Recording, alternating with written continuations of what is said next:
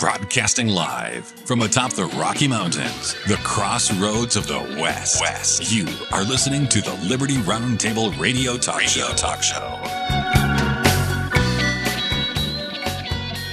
All right. Happy to have you along, my fellow Americans. Sam Bushman, the good Sheriff, Richard Mack with me, CSPOA.org. Become a member today. We need your support. Our whole goal is to educate, train sheriffs, law enforcement, public officials, and the public about the proper role of limited constitutional government, understanding the importance of a locally elected county sheriff.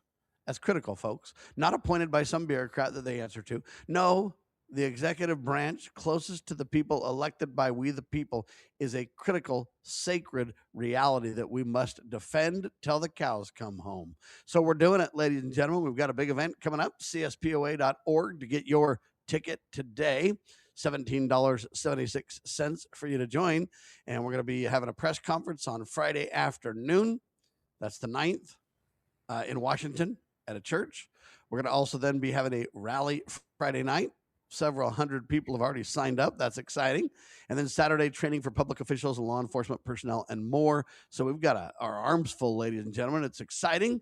But of course, whenever you do something right, the attacks come. We talked last segments in this show today about, hey, how everything just seems to be good versus evil, right versus wrong, pro-life versus pro-death. I mean, this is no different. We're standing for the sheriff. The sheriff stands for the people, to protect our God-given rights, to make sure we have due process of law, and the list goes on. And then we stand up and say, hey, we want to defend the office of the sheriff. The state of Washington is trying to destroy the office of a sheriff or minimize its focus for sure. And now we're getting attacked relentlessly for that. Sheriff, let's start there, sir. Yeah, that's amazing, Sam. I was just kind of thinking about when you were talking about that we actually preach, and I would love to see some of our detractors and pundits and the whiners and complainers and the communists that complain about what we stand for. They've never addressed one particular subject, and that is they accuse us of saying that the sheriff can pick and choose which laws to enforce, and that the sheriffs have the power to say, we're not going to enforce your laws and your corrupt laws, we're not going to go along with your corruption. And so the example that we give, and that I've given now for 20, 30 years, it's in my book that I wrote in 1999. So that's how many years? 26, 27 years ago that I started using the historical aspect and lesson and education of Rosa Parks. Should the police have arrested Rosa Parks in 1955? She was arrested. For doing what? Not going to the back of the bus? Yeah, she refused to give her seat to a white man, and she refused to get to the back of the bus. She was arrested for that, Sam. Yeah, I know. But that would be against the Constitution, because the Constitution really guarantees fundamental God-given or inalienable rights to all of us, right? Correct. And what we teach is that every peace officer today should do the same thing when they're looking at arresting people for what's a very common thing that people get arrested for on traffic stops, that the officer requires them to give their license, registration, and proof of insurance before he tells them anything about why they were stopped. That is a pride fight that we're very much against. Regardless, yeah, I think that they need to tell you why they stopped you first. Yeah. And justify the probable cause before we need to comply. If you don't have a legitimate lawful reason for stopping me, I'm not giving you my license. I'm not telling you a thing. I'm not doing anything for you, officer, because I don't have to. And the other thing they do is they roll up and they say, do you know why I pulled you over? Yeah, of course. And what they're really trying to do there, in my mind, is fish. Yeah, they're baiting because you. I would say to the police officer, I really don't, but you ought to tell me why. Yeah, right. Exactly. So you all of those And even if I flags know, again. or I think I know why I'm being pulled over, I think the perfect response is to say, no, I don't know why you pulled me over. I'm not you, sir. He's In fact, making you ought to start telling me why. What he's trying to do is get me to put something on the record that he can work with, right? right that he can use that against you in a court of law. Okay. So anyway, And that's the misnomer. And somebody else would say, no, they can't. They didn't read me my Miranda rights first. That's not a requirement, people, no, it's right, not a Sheriff? requirement. And not only that, but I want to be very specific about this. We're actually going to be in Washington on National Law Enforcement Day, and I When's love that? The 9th or 10th? I think it's the 9th, but I'm 9th. Okay. someone just passed that on to me. But um, I love the 20 years I spent in law enforcement and the 40 years I've spent working with law enforcement.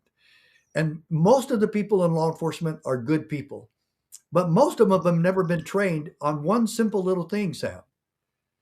Why did I take this oath of office? And what is my responsibility in society in fulfilling that oath? They're never trained in that. Police academies do not train in that. And ongoing certification training that every police department and sheriff's office is required by law to continue to do. There's never any training on that. Okay. And there clearly needs I to want be, that. ladies and gentlemen. And so there's a lot of things that they do today that are unconstitutional because of the way they do them. For example, a cop shouldn't walk up to Because the of the window way and they've say, been trained or the Of lack of course. training. yeah, agreed. But they'll walk up and say, hey, do you know why I stopped you? What they really ought to do is they ought to walk up and they ought to say, hey, the reason I stopped you is this. I don't think it means anything, but it's kind of a probable cause discussion now, or, a concern here. That's fine. But don't come up and start an adversarial relationship like, do you know why I stopped you? Do you know what you've done wrong? Will you please admit to me what you've done wrong before we ever get this discussion start? No. Hold on. Whoa. So we need to understand, folks, we do support Law Enforcement Appreciation Day. That's what it's called, Sheriff. And it is on January the 9th. So it's this Friday that it exists. It's annually January the 9th. It's Law Enforcement Appreciation Day. The purpose is to recognize and to thank local, state, and federal law enforcement officers for their service and sacrifice. And again, to me, the national law enforcement really needs to realize they have a very narrow scope. Go look at your supreme law for guidance. They're expanding that all the time, which is of concern. Origins of this day began in 2015 as a grassroots effort to show public force or public support for the police. We call it Police Week also. That's usually in May, though, Sheriff, just so you know. Anyway, a little kind of summary on that. But we want to train law enforcement, police officers, and really all public officials to understand the oath of office. It's critical to understand due process. It's critical to understand de-escalation training. It's critical. And our enemies say we're all violent and crazy, but think about what we're training about. Helping them understand what their oath is, helping them understand due process for all citizens, helping to de-escalate. And the way you de-escalate is you don't walk up and say, do you know why I'm pulling you over? Show me your registration, your license, your this, your that. You're trying to create a power play between you and your citizen. What you ought to do is pull them over, smile and say, hey, the reason I pulled you over is because you got a backlight that's out. And you know what? We're going to start with a warning on this because you probably didn't even know about it. But I just want to let you know, you could start the relationship in a very positive way where I think that the citizens would appreciate that. If I had a light out and didn't know and they told me that, I'd say, oh my gosh, thank you. I didn't realize that. That's not a revenue generating discussion. It's a safety discussion, which we all support if we do it, Sheriff. Yeah, and I'm all for that type of approach, and I always have been. And I will tell you, numerous times, I would go up to a vehicle and say, "Hey, could I have your license and registration?" And some of that was even before the laws about showing proof of insurance. You had to have it, but was I allowed to ask you for it? And then officers started asking for it. If that person ever said, "Why did you pull me over?" First, I would like to know why you pulled me over. I said it. What's the big deal, officer? Tell him. But for you for any officer to stand there and say, "I'm not telling you anything until you give me your license and registration. And then when they refuse, you arrest them for obstruction of justice. Give me a break. Well, and that's that- why, see, I think you could do better when people run from the cops too, which I'm against, by the way. Oh, yeah. But if you explain why, hey, we're stopping you and talking to you because of this. Right. You know, is it a profiling discussion or is it an honest, probable cause discussion? Right. That really needs to be discussed too, right? And the citizen has a right to know why they got pulled over. And so it's Or a stopped on the piece of street. If you're in New York, you might even Well, just be yeah. walking, right? Why am I being stopped? Sometimes. Am I being detained? Yeah. And so we don't need this battle and this fight. What we need is good, honest people to say, hey, let's teach de-escalation and let's teach community policing. I challenge anybody to stand against that common sense logic. You're watching Liberty Roundtable Live.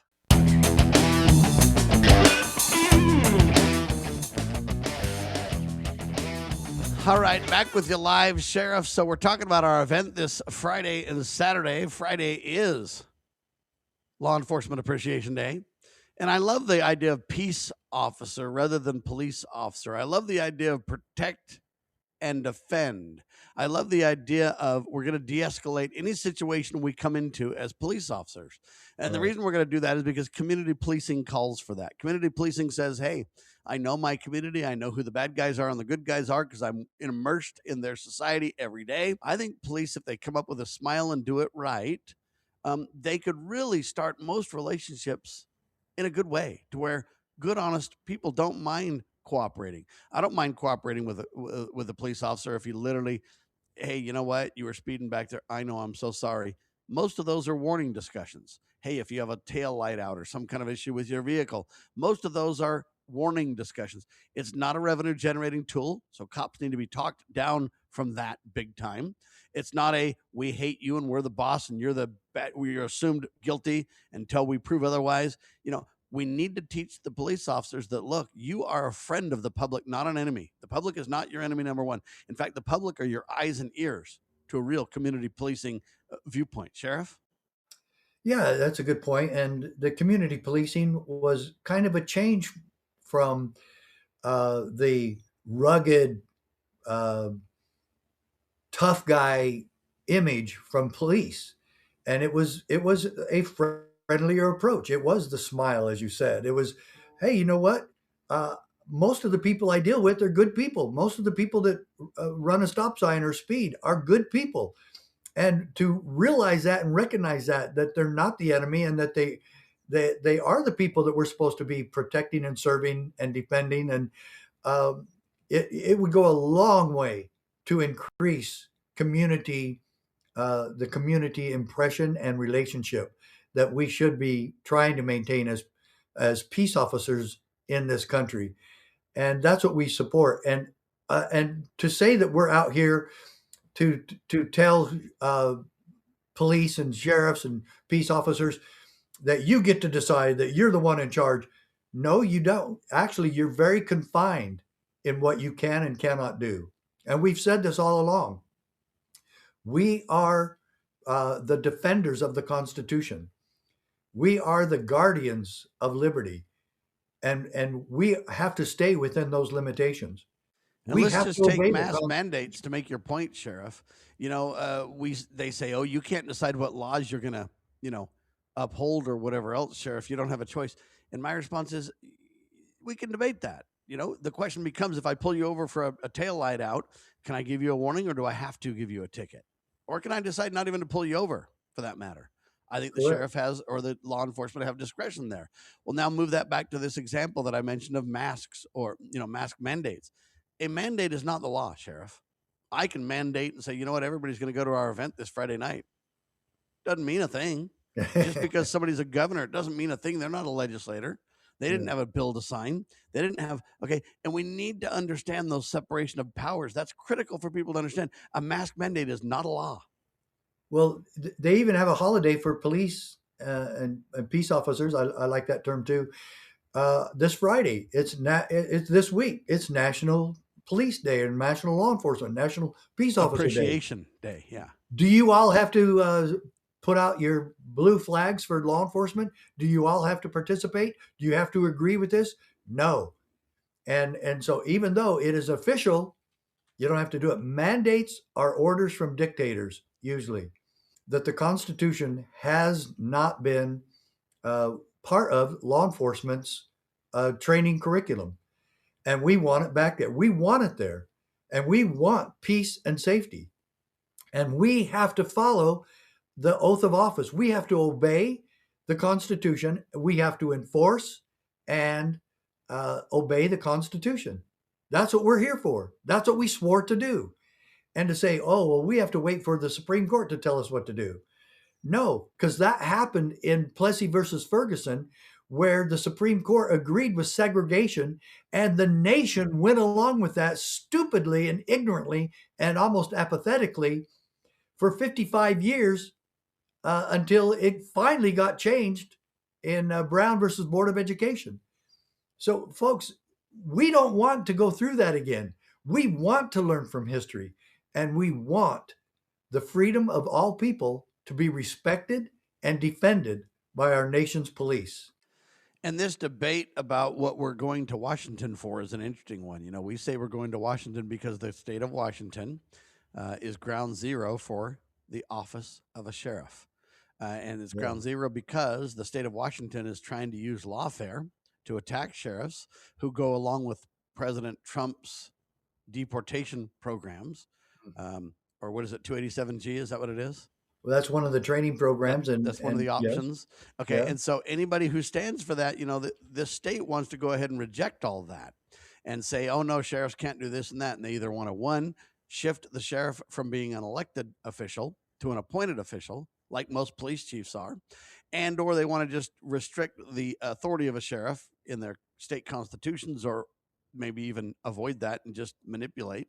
And what they want to do is destroy the office of sheriff, and we're here to defend the office of sheriff. Ladies and gentlemen, you will regret if we get rid of sheriffs in America, because now you don't have an advocate. You don't have somebody to intercede on your behalf. The executive branch that's closest to the people will be literally co-opted by this agenda. And that's what we're standing against, Sheriff, and what we're focusing on in the state of Washington to support those sheriffs there. They're the ones that have put out the cry saying, hey, you know what? We're being wrongly abused here. Our offices are being challenged, and it needs to stop. One of the things that they don't like is that the office of sheriff existed before the Constitution, and or even state constitutions for that matter.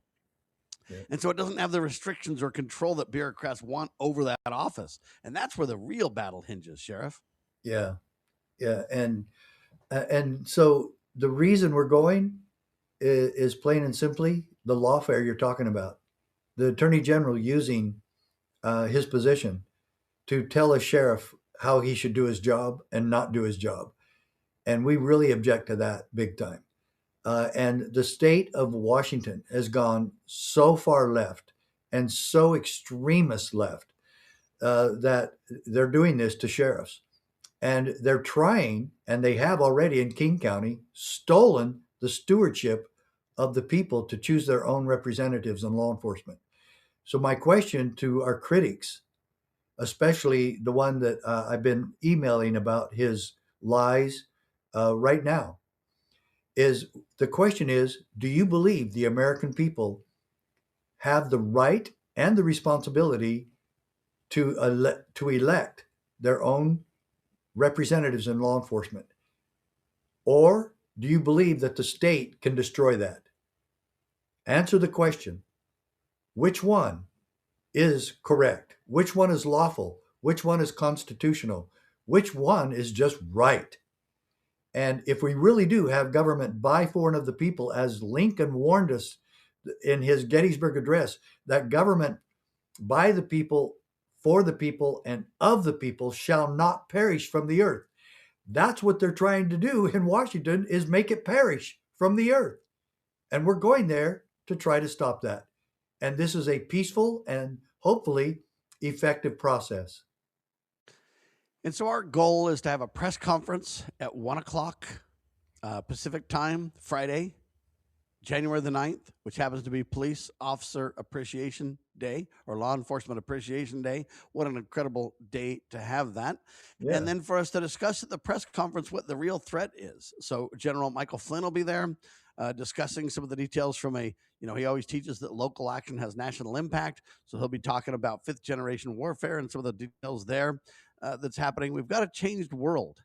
And this is why when these sheriffs are supporting President Trump and Tom Holman and company in protecting us, they're trying to get rid of these criminals that we started the show discussing how, hey, Maduro and all these people have emptied their gangs and their prisons and sent them to the United States and granted visas to narco terrorist kind of people and organizations that represent Hamas and a very dangerous threat to us. These are discussions that we'll be explaining. What is the threat? What are the sheriffs standing up for, and why are they being attacked? And so we're going to break all that down in the press conference. And then, hey, anybody who wants to ask questions, feel free to do so. And then Friday night, we're having a rally, and we're going to be training the American people to support their constitutional sheriffs and to support this proper role of limited law enforcement, but very targeted towards keeping the American people safe. Okay, the American people need to be kept safe, and the first line of defense and the last line of defense really is the local sheriff. Sheriff Mack. Yeah, and so Sam, back when I was sheriff, and I told the federal government they were not going to arrest the county commissioners because we were trying to fix a bridge without their permission. And when I told them that they were not going to arrest our county commissioners or any of the maintenance workers trying to serve the people and take care of that bridge for the farmers and ranchers on the north side of that bridge so they could take their kids to school. When I did that, was that right or wrong? Well, it's absolutely right because you're defending their due process, number one. Hey, we're not just going to arrest them and say, hey, they whatever. Let them have due process. I was defending their pursuit of happiness. Let them have a jury of their peers, et cetera, et cetera. I don't see how Maduro gets a jury of his peers, though. What would we have, a bunch of drug offenders on the jury? And that's the point that I'm making is what you got cartel and criminal leaders from other countries. How does he get a jury of his peers? Just wondering.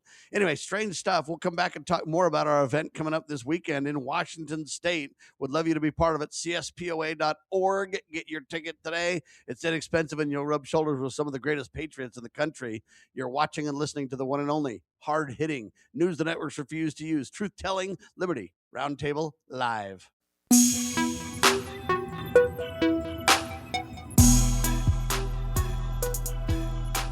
Ladies and gentlemen, liberty comes with a healthy dose of responsibility, and that's what we're talking about at the Constitutional Sheriffs and Peace Officers Association event this Friday and Saturday in the great state of Washington. And we're going to be talking about that. With rights becomes responsible citizenry. We want to teach the American people on the Friday night rally what's going on and what the threats are and what they can do to support their constitutionally elected sheriffs and make sure they realize that, hey, you can't just shift that to appointed bureaucrats. You'll regret it. And you don't want the office of sheriff destroyed because then you don't have a local, closest to the people, executive branch of government. And that's what people don't understand. They think of the general level of government, Sheriff Mack, that you got, the judicial, the executive, and the legislative. Everybody understands the three branches of government generally at that level. What they don't realize is the same thing's true in all different jurisdictions, all the way down to all the way up to, I should say, the county level. You want to keep that separation of powers intact. You've got the sheriff, which is the executive branch. You've got the board of supervisors or county commissioners or whatever they're called in your area as the legislative branch. Then you've got the DA as the judicial branch. People don't realize those separation of powers exist at the most local of levels, right? And Sam, something else that we point out, if all laws have to be obeyed, if all laws have to be respected, then what about the laws that establish slavery? What about the Fugitive Slave and Slave Act? Okay, so when Harriet Tubman was freeing slaves and her family and taking them to Pennsylvania, risking her life over and over, she did it like 13 times. Should she have been arrested? The law says she should have been arrested and that she was a criminal.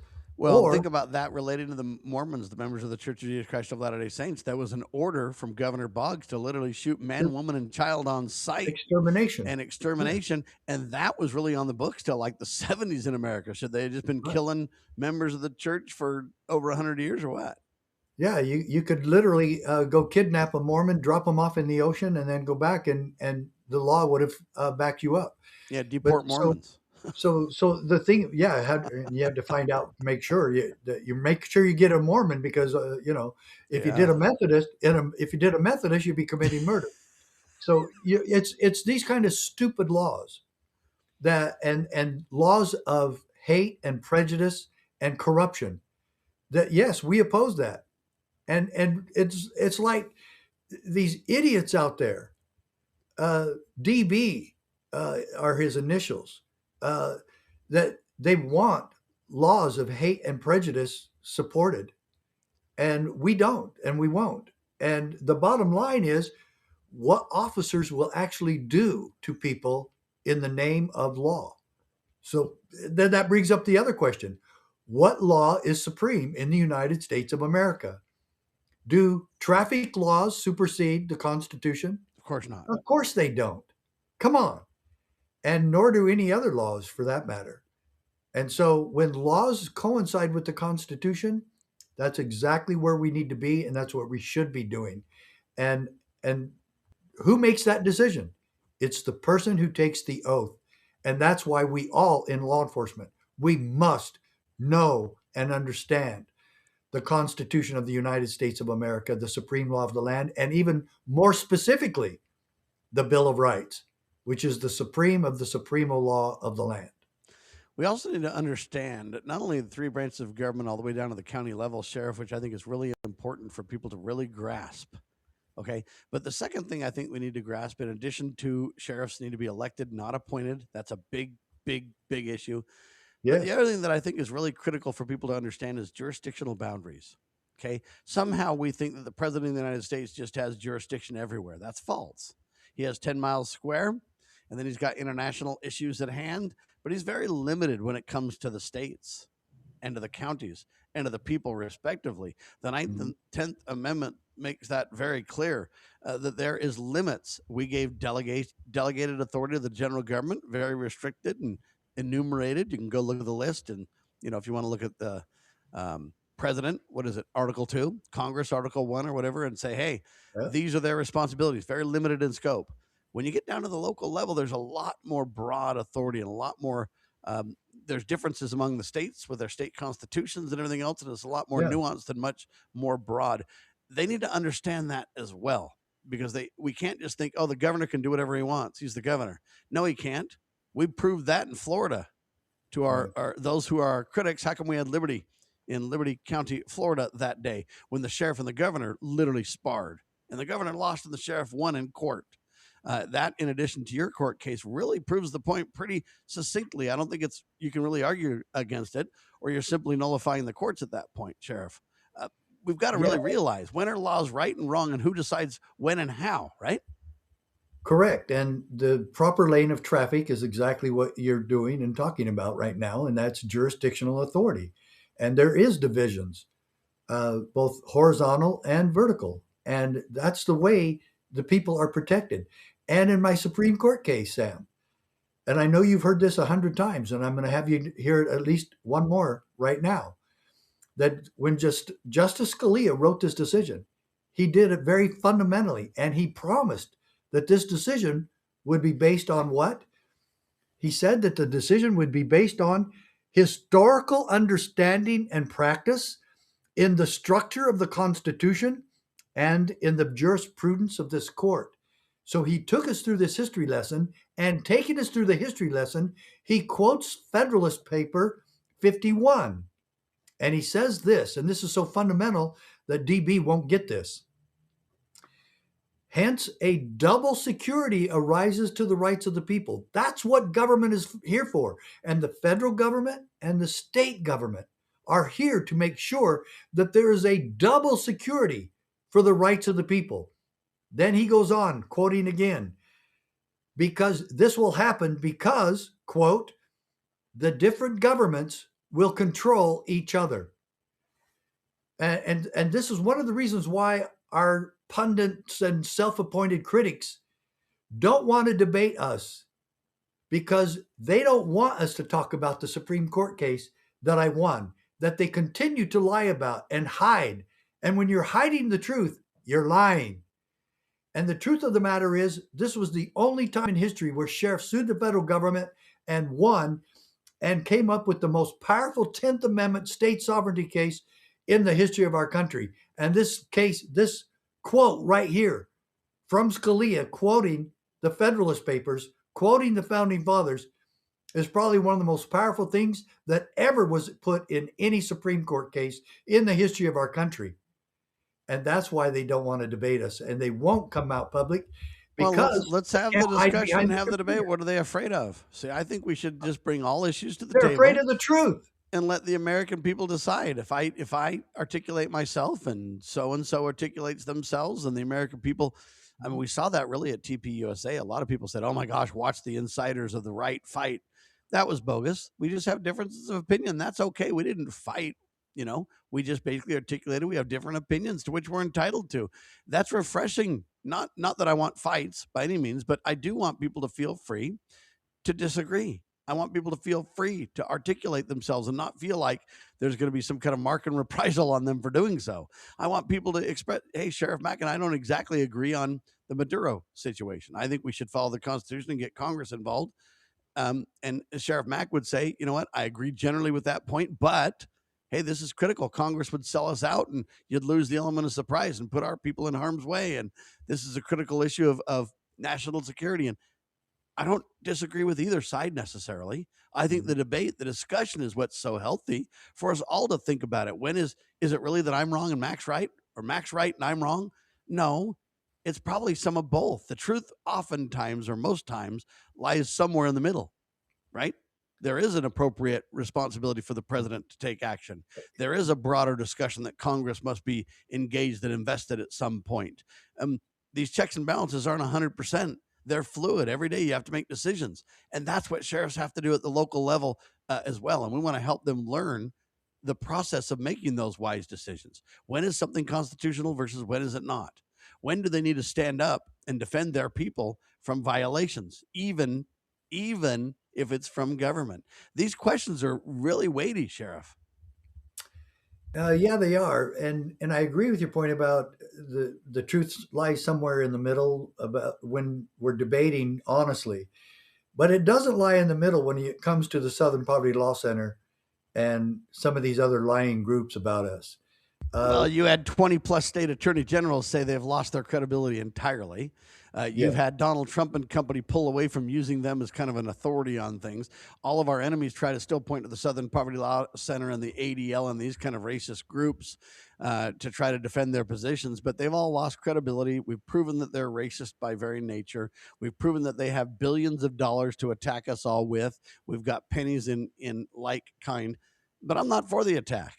I'd like to take some of these people out to lunch and try to understand their side. And let's turn it into a Charlie Kirk moment, shall we? That's all I'm saying. Hey, I got a couple of interesting stories when we get back that I want to discuss. They're not related to our event on Friday. For example, the Republican-led Congress in 2025. There's some interesting tidbits you ought to know. They've been feckless, to say the least. We'll talk about it on Liberty Roundtable Live.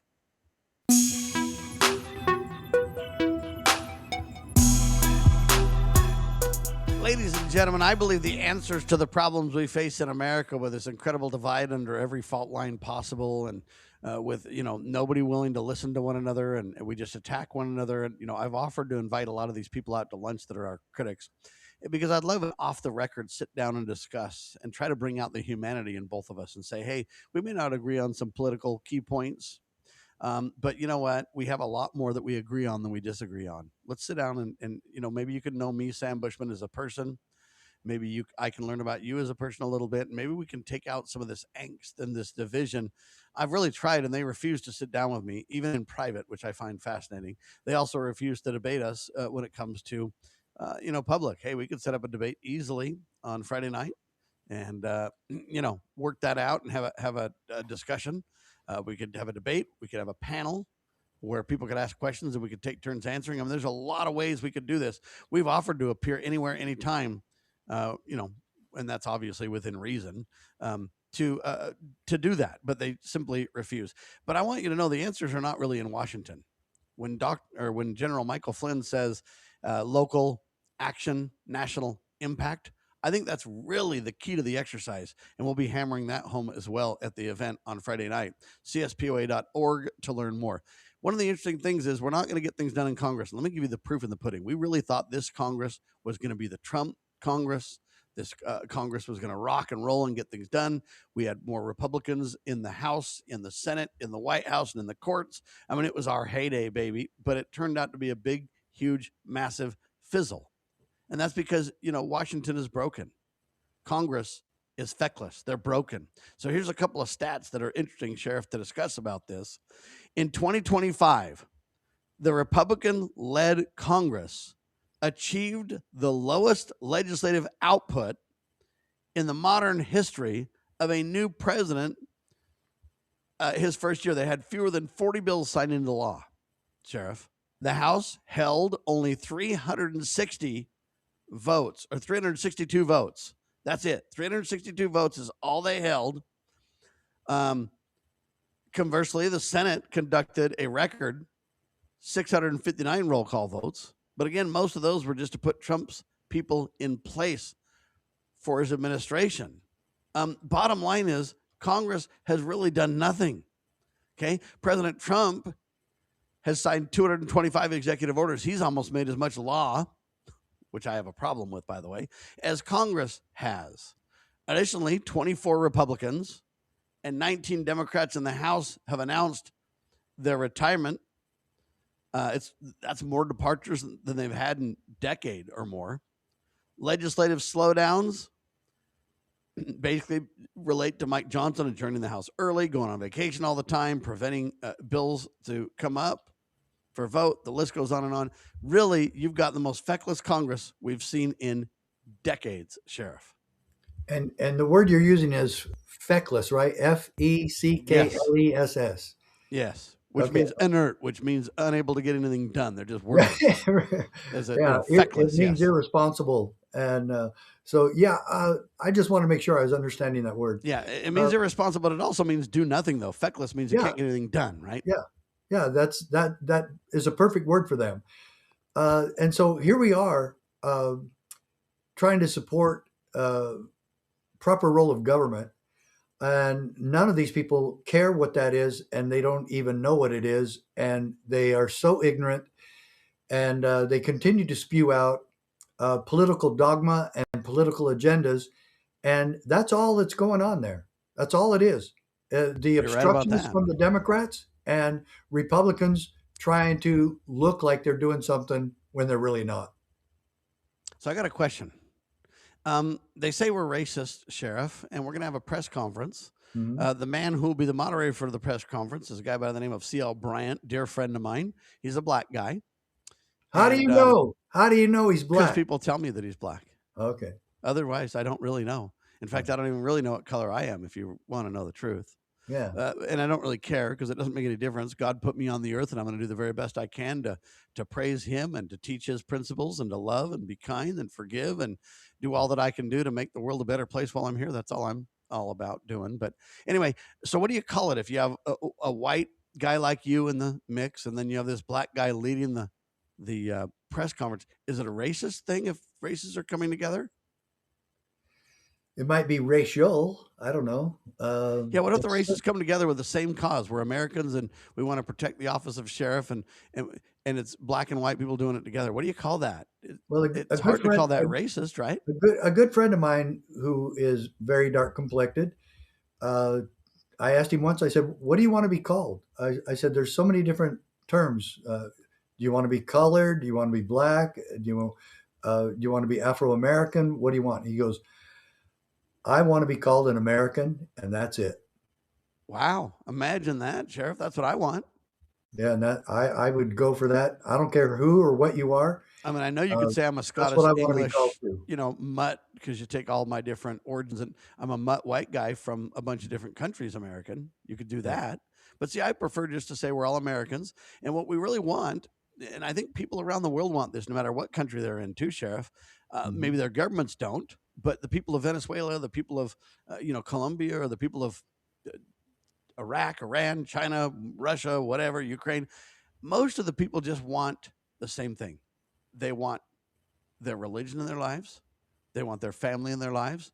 They want the freedom to, be secure in their papers and in their effects. They want to be free to make choices on their own. They want to laugh and love and, live, and they just want to be left alone. Isn't that really the universal human rallying cry from government of all sorts?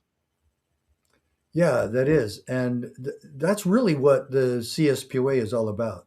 We want law enforcement and government to be responsive and have a relationship with the people. And we want the people to be more involved in their government and their governmental role. And when you said earlier that people really aren't involved, we have a government that's right now supposed to be run by the people of the United States. And is it? Half the people of America don't even register to vote, and the ones that are registered, only half of them vote. So it's an extremely small part of the people that are even voting, let alone keeping tabs of the politicians and all the employees in government and make sure that they're following the Constitution. That's our job. That's our responsibility. And totally support and believe what Jefferson said. If you expect to be ignorant and free, you expect what never has been and what never will be. All right. You want a private sector twist, Sheriff, on deportation? Yes. All right. This is kind of strange, but I thought I'd bring it up because it's really interesting. There's a guy by the name of James Jacobs. And James Jacobs owns a company. He's the CEO of what's called ASAP Squatter Removal. ASAP Squatter Removal. And he offers armed services to remove squatters from your property. If you're a property owner and you've got squatters in there, people that won't leave, he uses samurai swords and tactical gear to get it done. In Northern California, Jacobs has a, quote, 95% plus success rate. He brings over 20 years of combat and weapons training to his role. His business conducts initial surveillance to verify illegal squatting before he takes action. And then he follows it with a breach and an all-clear operation. Services by Jacobs start at $10,000. And, of course, he's got a $1 million plus insurance policy. He goes ahead and digs in to make sure that lease agreements are in place and this and that. So he's very careful before he takes action. Jacobs has received a 5-star rating. And all these reviews on Yelp and everything, all these people are saying this guy's incredible. He'll get it done for you. He'll get your house back from the bad guys.